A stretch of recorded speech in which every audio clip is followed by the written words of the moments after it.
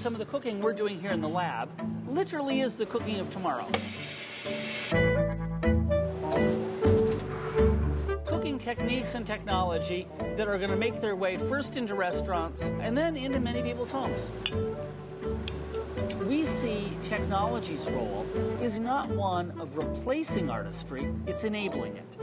And it enables the chef to be an artist because it allows things that would be too labor-intensive or too difficult to do, maybe even impossible to do any other way, to suddenly be possible, affordable, and within reach. It's about using technology to celebrate an ingredient, not to mask it. This pastrami takes about a week to do. And it's the low-temperature cooking for 3 days that gives it the texture that it has. You can see here the meat just sort of pulls apart. It's really about precise temperature cooking. Every food has an ideal range within which you want to cook it. That's the problem with traditional cooking, in a way, is that the separation between the final cooking temperature you want to achieve in the food and the environment within which you cook it is so great. Let's say you roast a chicken at 400 Fahrenheit to reach a core temperature of 140 Fahrenheit. It's so easy to overshoot. So here is our roast chicken. We do our brining by injection. We take a hypodermic needle and syringe, and we inject brine into the breast without getting any on the skin. Our main goal with the cooking lab is to disseminate information about cooking and food. That's why we wrote the book here. And basically everything we know is in the book. A little bit of basil. This is a rotary evaporator.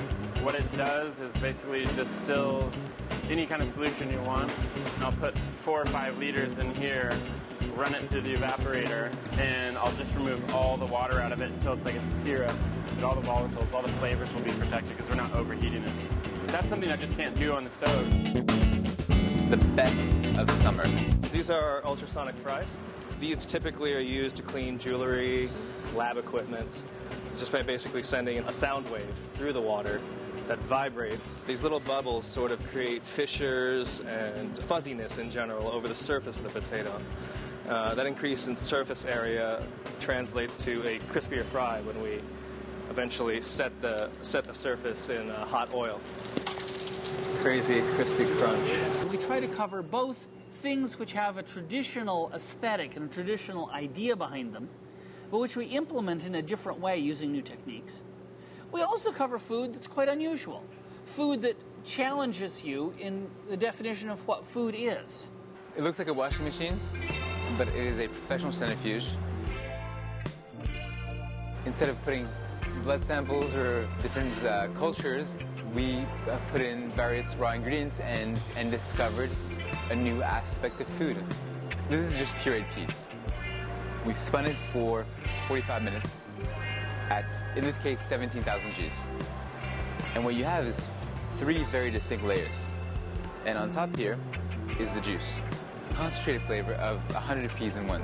I consider it my baby in our kitchen. One of the key things in the history of cooking is labor-saving devices enabled new cuisine. When someone invented the sieve or the mortar and pestle or a variety of other things, all of a sudden new dishes were possible.